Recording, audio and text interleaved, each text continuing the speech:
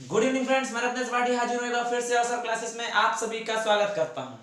सबसे पहले तो एक बात कहना चाहूंगा, जितने भी लोग चैनल पर नए हैं, वीडियो को देख रहे हैं, चैनल को लाइक करें, सब्सक्राइब करें और अपने मित्रों के साथ शेयर करें। और एक भी बात और, जीए और जीएस की रेगुलर क्लास चलने लगी है चैनल पे, जो आपको 12 बजे के आसपास सुबह मिल जाएगी। तो जो लोग नॉन टेक भी हैं, प्रिपरेशन कर रहे हैं किसी एग्जाम की, तो जीए जीएस के लिए वो भी चैनल को सब्सक्राइब कर लें। और जितने भी लोग टेक्निकल लोग ये चैनल देख रहे हैं, चैनल पर जाकर जीए और जीएस की जो भी क्लास चली है उनको अपने जितने भी कॉन्टेक्ट हैं आपके व्हाट्सएप में, उनको सबको शेयर कर दीजिएगा। ठीक है, अब आपको बताते हैं क्लास किसकी लेकर के आए। तो मैकेनिक्स की क्लास लेकर आया हूँ, फर्स्ट ईयर ऑल ब्रांचेस के लिए कॉमन सब्जेक्ट है, और ये हमारी और आपकी 11वीं क्लास है। ठीक है, तो हमने पिछली क्लास में बताया था कि आज का जो टॉपिक रहेगा वो रहेगा मोमेंट, अर्थात घूर्ण। ठीक है, आज हम बात करेंगे मोमेंट के ऊपर। तो अभी तक हम पढ़ रहे थे कि जब किसी हम बॉडी पे फोर्स लगा रहे थे तो क्या हो रहा था, जो बॉडी था वो मूवमेंट कर रही थी। कैसा मूवमेंट कर रही थी? या तो सरल रेखीगत, ठीक है, लीनियर मोशन, या घुमाऊ गति, मतलब घूर्णन गति। तो ये जो घुमाऊ गति होता है, इस घुमाऊ गति का कारण जो होता है वो घूर्ण ही होता है।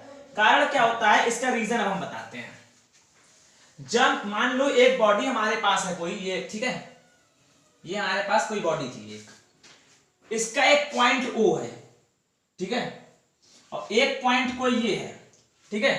तो इस पॉइंट की अगर बात करें तो हम मान लेते पॉइंट C, ठीक है, यह हटा दो इसको, पॉइंट C है। यहां पे हमने मान लिया कोई पॉइंट A है, तो इस पॉइंट A पे हमने एक बल लगाया, फोर्स लगाया, कौन सा P। इस पॉइंट पे हमने एक फोर्स लगाया। इसके बाद हमने बताया था कि एक जो फोर्स लगता है उसकी एक लाइन ऑफ एक्शन होती है, बल की क्रिया रेखा। तो इस बल की क्रिया रेखा में जैसे B आ गया और O के सामने अगर बात करें तो एक C आ गया। अब अगर इस पॉइंट पे इस बॉडी को स्थिर कर दें, किसी कील की सहायता से ठोक दें और इस पॉइंट से फोर्स लगाए, तो क्या होता है, यहां पे स्थिर रहेगा तो ये इसको पहले इधर घुमाने का प्रयास करेगा, लेकिन ये क्या करेगा, ये इसकी सिंपल जो मोशन है, लीनियर मोशन होगा, ये उसका विरोध करेगा। तो यहाँ का जो क्षेत्रफल एरिया है वो तो मूवमेंट कर रहा है, लेकिन यहाँ का जो एरिया है वो मूवमेंट करने से रोक रहा है, क्योंकि यहाँ पे फिक्स है। तो इसके कारण अगर ये मूवमेंट करता है, इस पे फोर्स लगता है, यहां तक आने के बाद ये इधर घूम जाता है, क्योंकि ये इधर घुमाने का प्रयास, इस पे फोर्स इधर की तरफ लगने लगता है, ये इधर घुमाता है, ये इधर घुमाता है, तो ये क्या करता है, एक घूर्णन गति करने लगता है। तो यही जो गति होती है, यही होती है हमारी, ये जो कारण होता है यही होता है मूवमेंट। ठीक है, दूसरी बात करें तो एक चीज और, अगर हम ये पॉइंट, स्थिर पॉइंट किसी इसी पॉइंट पे मान लो O हमने यहां मान लिया, तो कभी भी बल की क्रिया रेखा में यदि पॉइंट को स्थिर किया जाए तो बल की क्रिया रेखा में स्थित बिंदुओं पर जो बल की क्रिया रेखा, इनमें कोई भी बिंदु स्थिर, इनमें गुण उत्पन्न नहीं होगा। गुण हमेशा बल की क्रिया रेखा से दूसरे बिंदु पर ही उत्पन्न होगा। ठीक है, अब अगर बात करें कोई बल किसी दो बिंदु के परता, एक बिंदु यहां लेंगे दूसरा यहां लेंगे, मतलब दो बिंदु के परता ही घूर्णन गति उत्पन्न करता है। ठीक है, अब घूर्ण की मेन बात करें, जैसे यहां हमने बताया था O, तो हम मेन बात करें कि इसको हम आलम्ब, ठीक है, मान लें, इसको हम आलम्ब मानकर P की क्रिया रेखा में बल लगाएं, तो ठीक है, तो हम इस पे C पे लंब डाल दिया हमने। ठीक है, तो अब अगर घूर्ण की हम थ्योरी निकालना चाहें तो किसी भी पिंड पर, और इसको हम ऐसे कर दें, इधर से इसको P को भी मिला दें,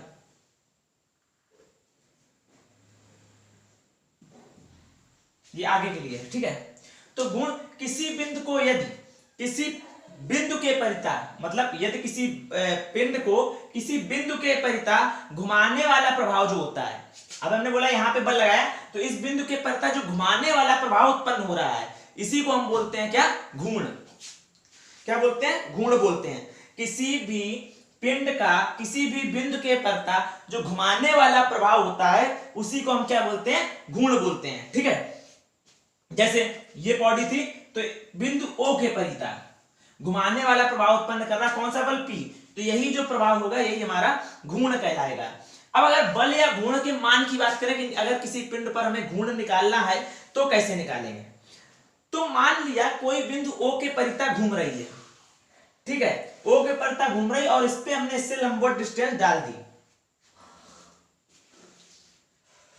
तो बल घूर्ण कैसे नापेंगे। तो हम सीधे बोल देंगे, तो घूर्ण जो होगा वो क्या होगा, जो बल लग रहा है इनटू घुमाने वाले बिंदु का, जो घुमाने वाले बिंदु की बल से लंबवत दूरी, घुमाने वाले बिंदु की बल से लंबवत दूरी।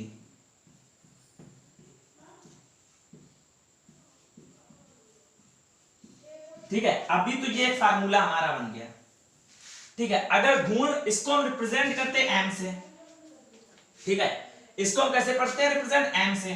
तो m की बात करें तो बल क्या है हमारा यहां पर P इंटू बिंदु की लंबवत दूरी क्या है O और C, ठीक है, इंटू OC। तो ये क्या हो गया ये। अब बात करते हैं इसकी यूनिट की।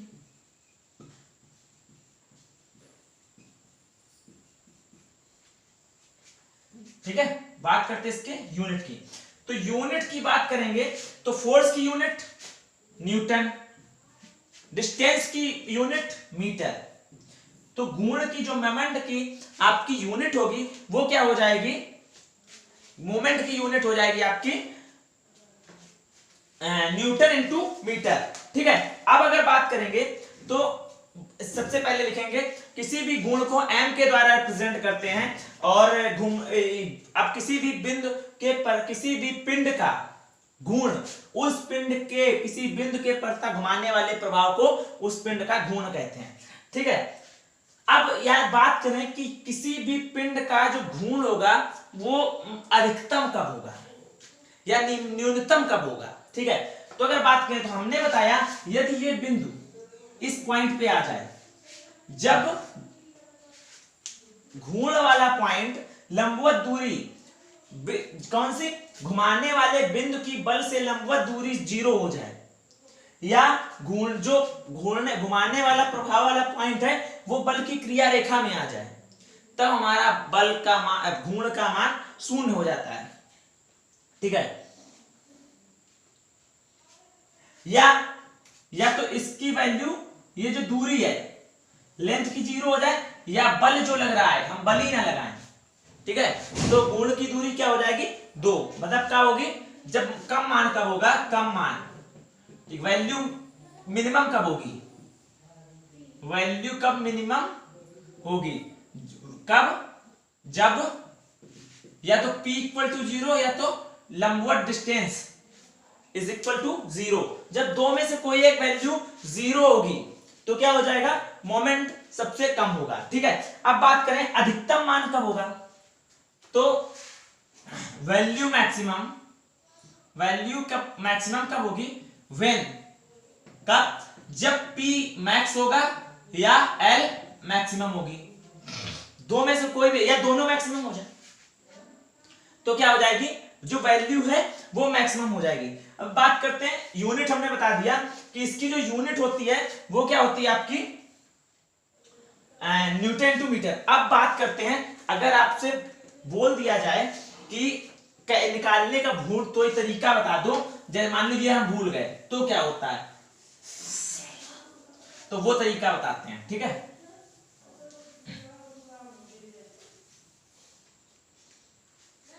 मतलब ज्यामितीय तरीके से इसका जो फार्मूला है उसको निरूपित कीजिए। तो हमने मान लिया क्या, कोई एक पिंड था, इसके पॉइंट O, ठीक है, इसको मान लेते A। ठीक है, A पॉइंट के परता हमें घुमाऊ घूर्ण उत्पन्न करना है और हमने ये फोर्स लगा दिया आपका। ठीक है, तो ये फोर्स हमने पॉइंट किस पे लगा दिया, O पर। ठीक है, और O और इसकी क्रिया रेखा में इसके जो लंबवत डिस्टेंस है वो यहां पे कौन सा आ रहा, पॉइंट B। ठीक है, O पे हमने जो O पॉइंट है उस पे हमने एक बल लगा दिया। ठीक है, O पॉइंट पे हमने P बल लगा दिया और ये यहां से और ए के परिता जो ओ पॉइंट है उसके परता घूर्ण उत्पन्न होगा, तो ए ओ से ओ की लंबवत दूरी ये है, ए बी है। ठीक, अब बात करते हैं कि जब मान लो, ठीक है, कुछ इस तरीके से,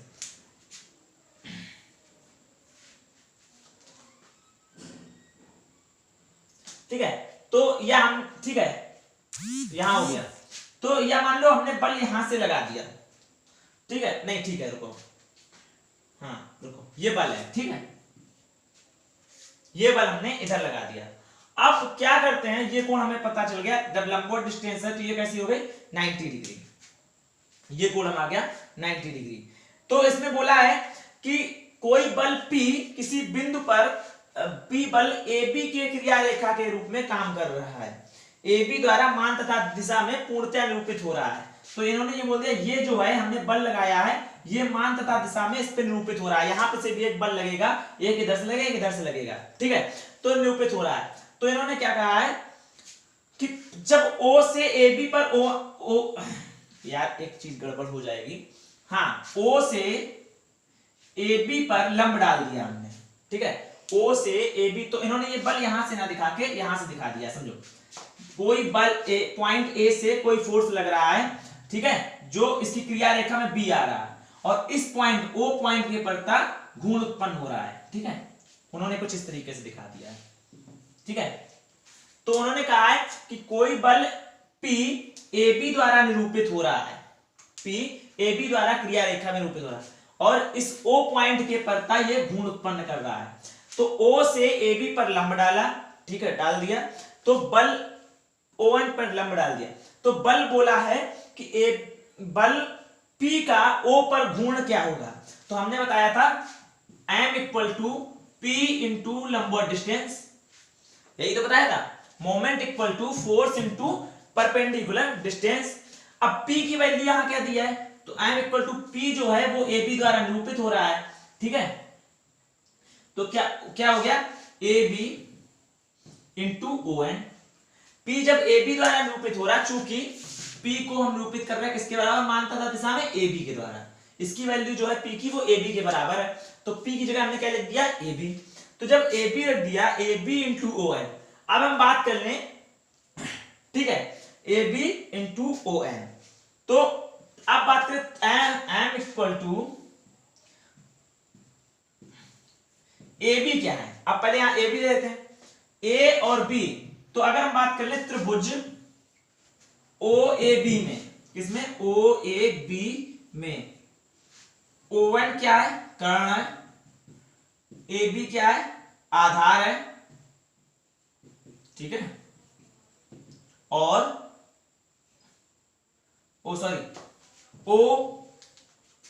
OB क्या है,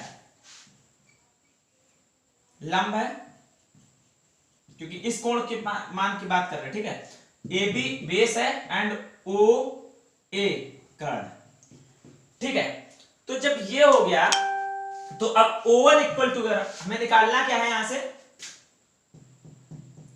ON क्या है, P इंटू, देखो ON नहीं होगा, यहां से OB हो जाएगा, ठीक है, यहां पे OB हो जाएगा, ठीक है, तो OB लंब है और AB आधार है, तो M इक्वल टू क्या हो गया, लंब इंटू आधार, ठीक है, मतलब ऊंचाई और इंटू आधार।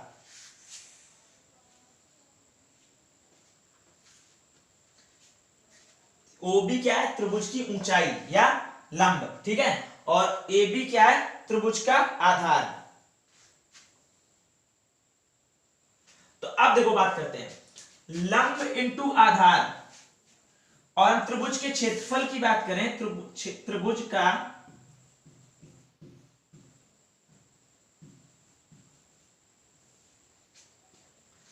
क्षेत्रफल क्या होता है, आधार इंटू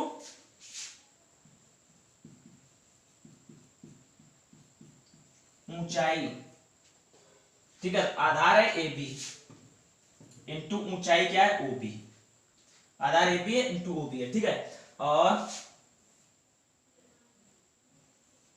2, ठीक है, ठीक है। तो देखो एक होता क्या है, त्रिभुज का क्षेत्रफल होता है 1/2 आधार इंटू ऊंचाई, 1/2 आधार इंटू ऊंचाई। तो ये होता है त्रिभुज का क्षेत्रफल। तो अगर हम यहां पे 2 का गुणा कर दें, तो त्रिभुज का क्षेत्रफल में हम 2 का गुणा कर दें, 2 इंटू त्रिभुज का क्षेत्रफल, तो क्या हो जाएगा, आधार इंटू ऊंचाई। तो मतलब क्या हो गया, आधार इंटू ऊंचाई, तो A B into O B हो जाएगा। तो यहां पे वैल्यू है N equal to A B into O B, ठीक है। लंब इंटू आधार, तो 1/2 है नहीं, तो मतलब इसमें 2 का गुणा कर देंगे तो क्या हो जाएगा, 2 इंटू त्रिभुज ए ओ बी का क्षेत्रफल। ये हो गया फार्मूला, ठीक है। तो अब इसको दर्शाएं, अगर ज्यामिति रूपित होता है तो जिस त्रिभुज का निर्माण कर लें, क्योंकि लंबवत डिस्टेंस होगी इसके पर था, तो एक त्रिभुज बनता है। तो जो त्रिभुज बन रहा है अगर उसके क्षेत्रफल का 2 गुना कर दें तो जो मोमेंट होगा वो हमें पता चल जाएगा। देखो क्या लिखा है, किसी बिंदु पर बल का गुण उस बिंदु को शीर्षता बल के निरूपित करने वाली बिंदु के शीर्षता बल को निरूपित करने वाली रेखा को आधार मानकर खींचे गए त्रिभुज के 2 गुने के त्रिभुज के क्षेत्रफल के 2 गुने के बराबर होता है, ठीक है। तो अब देखो 2 चीज हो गई। मान लो पहले हमने ये क्या, जब इधर से हमने फोर्स लगाया, ठीक है, ठीक है, ये इधर से फोर्स लगाया और ये यहाँ पे फिक्स है, तो ये किस तरीके दिशा में घूमेगा, ये पिंड घूमेगा इस दिशा में, ठीक है, मतलब घड़ी की उल्टा दिशा में। तो ये कौन सी घूम रहा है, एंटी क्लॉकवाइज, ठीक है। अब अगर हम इसको वो मान लें और यहां पे फोर्स लगा दें तो ये किस दिशा में घूमेगा, ये इस दिशा में, तो ये कैसे घूमेगा, क्लॉकवाइज, ठीक है। तो 2 तरीके के घूर्ण उत्पन्न हो रहा है, एक तो क्लॉकवाइज घूर्ण है, दूसरा एंटी क्लॉकवाइज घूर्ण है। तो कैसे किसको मानेंगे, 2 चीजें हो गई भाई, कौन सा प्लस कौन सा माइनस। जैसे बल होता है एक पॉजिटिव एक नेगेटिव फोर्स, वैसे ये घूर्ण भी क्या होगा, पॉजिटिव एंड नेगेटिव। तो जो घड़ी की दिशा में घूमे वो हमारा होता है नेगेटिव, उसको कैसा मानेंगे, नेगेटिव। एंड क्लॉकवाइज को क्या लिखेंगे, नेगेटिव, ठीक है। और एंटी क्लॉकवाइज को पॉजिटिव, ठीक है। एम जो होगा वो नेगेटिव होगा और एम जो होगा पॉजिटिव होगा। इसको आप अपने हिसाब से लिख सकते हो, बदल भी सकते हो, जब सॉल्व करोगे तो आंसर वही आएगा, अगर प्लस वाले को माइनस, माइनस वाले को प्लस लोगे, ठीक है। तो इन चीजों का ध्यान रखिएगा कि पॉजिटिव नेगेटिव क्या लेना है, ठीक है। तो ये था, ठीक है। इसके बाद आएगा classification of moment, classification of moment. थोड़ा ध्यान कम आ रहा है क्योंकि यहाँ पे आज थोड़ा प्रॉब्लम है हाथ में, ठीक है, तो दिमाग वहां पे कम लग रहा है, हो सकता है थोड़ा कम समझ में आया हो आप लोगों को। तो जिसको नहीं समझ में आ रहा है नीचे कमेंट कर देना, मैं दोबारा इसकी क्लास ले लूंगा जैसे ही टाइम मिलेगा, क्योंकि वैसे भी टाइम टेबल से हम लोग काफी पीछे हो गए। टाइम टेबल की टेंशन मत लेना, इस संडे तक सारी क्लास टाइम टेबल के हिसाब से संडे तक जितनी भी क्लासें लेनी है सारी ले लूंगा एकदम में, चाहे भले हमें 5 अपलोड करनी पड़े, ठीक है। तो क्लासिफिकेशन ऑफ मोमेंट, तो देखो क्लासिफिकेशन के आधार पर मोमेंट जो होते हैं वो 3 प्रकार के होते हैं। पहला एक घुमाऊ गुण, जो किसी भी वस्तु को घुमाने का प्रयास करेगा, ठीक है। दूसरा नमन गुण, जो किसी भी वस्तु को झुकाने का प्रयास करेगा।